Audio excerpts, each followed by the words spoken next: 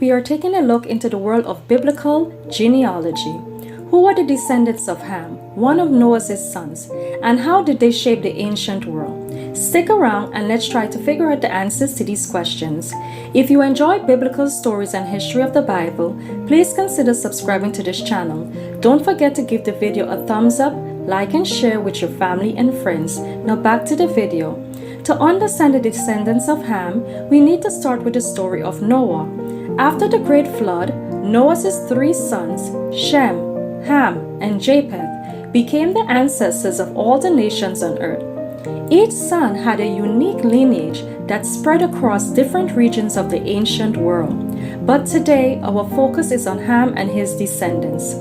Now Ham had gotten himself into a bit of trouble with his father Noah, which brought about a curse on his son Canaan, which is known as the curse of Ham. But before we move on, it must be stated that before the New Age classification of race by skin color, people were identified either by their clan, the language spoken, territory, or national identity. For instance, the descendants of Ham were known as the Hamites, and they settled mostly in the Middle Eastern and North African regions along the Nile Delta. Ham had 4 sons.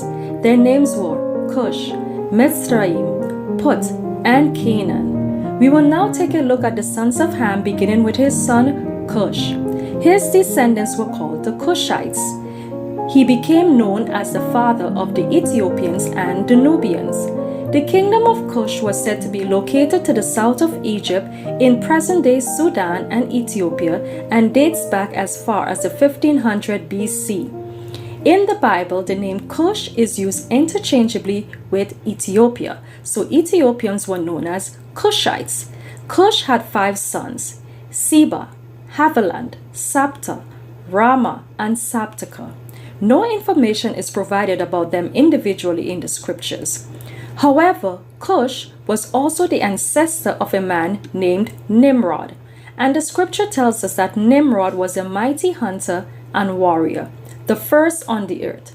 And Nimrod strengthened himself, and he rose up from against his brethren, and he fought the battles of his brethren against all their enemies round about. And Yahuah delivered all the enemies of his brethren in his hands, and Elohim prospered him from time to time in his battles, and he reigned upon earth. That's Jasher chapter 7 verses 31 to 32.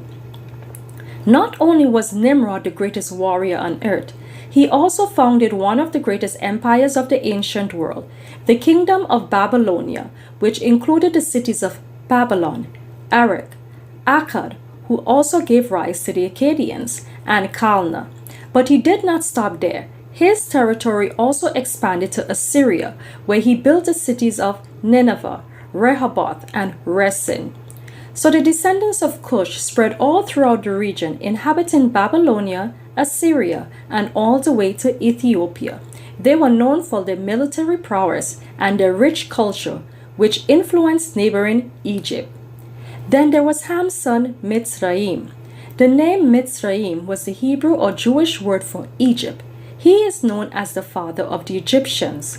The descendants of Mitzraim were called Ludites, Anamites, Lehabites, Neptuhites, Pathrusites, and Casluhites, and also the Captorites. They are credited for establishing the early Egyptian civilization. Also, the Captorites is said to be the descendants of the Philistines, which was a race of giants. Remember the Philistine giant Goliath that was defeated by David? He was a descendant of Mitzraim. The Philistines were public enemy number 1 of the children of Israel, as they fought many battles against them. So all these tribes and clans of Mitzraim settled by the river of Sychor, known as the Brook of Mitzraim. Now we move on to Canaan, and his name needs no introduction. He is perhaps the most well-known of Ham's sons. The Canaanites occupied the land that would later become Israel and Palestine. The Bible frequently mentions the Canaanites, often in the context of their interactions with the Israelites. Cities like Jericho, Tyre, and Sidon were all part of Canaanite civilization, known for its advanced trade networks and rich religious practices. Yes, Canaan is the ancestor of the Canaanites, who settled in the land of Canaan before. The Canaanite tribes settled there before it was the promised land given to Abraham and the children of Israel. Canaan was also the ancestor of the Sidonians, because his oldest son was called Sidon. The tribes that Yahuah drove out of the land of Canaan, such as the Hittites, the Amorites, and the Girgashites, all descended from the lineage of Canaan. These tribes fought many wars against the Israelites, but Yahuah gave the Israelites favor, and they eventually conquered those tribes under King David, and they were driven out of the land. The Canaanites inhabited a vast territory, which stretched all the way from Sidon in the north to Gaza and the cities of Sodom and Gomorrah. Finally, we move on to Ham's son Phut, or Pul, as it is sometimes written in the Hebrew and Jewish translations. Now, the scripture does not give us much information about Phut. As a matter of fact, he is not discussed at all. Was he simply forgotten? Or maybe his descendants did not have much impact, which is the reason why they were not mentioned.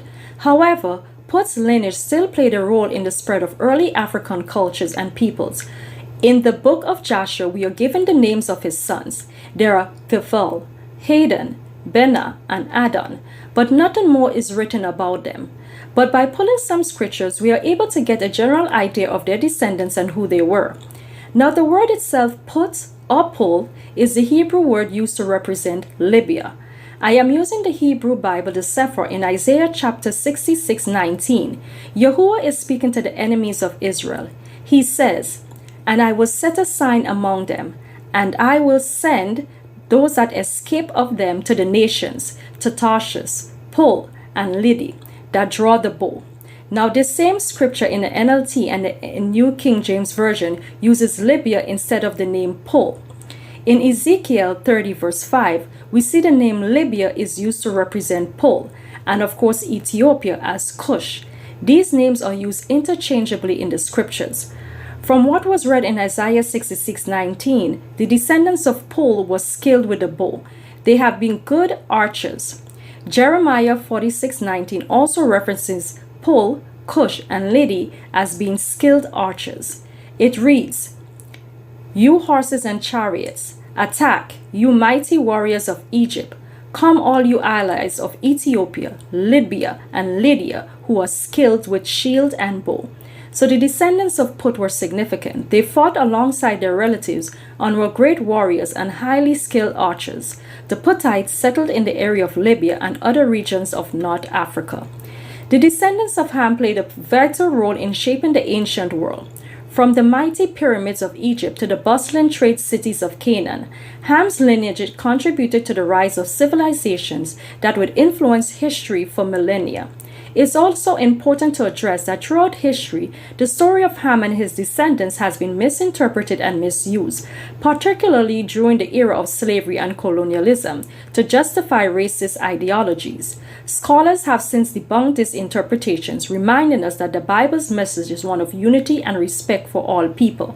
Their legacies found in the lands of Africa and the Near East reminds us of the rich and diverse heritage that stems from the ancient world. Thanks for watching. Remember, knowledge is a blessing from above. We must nurture it to the fullest.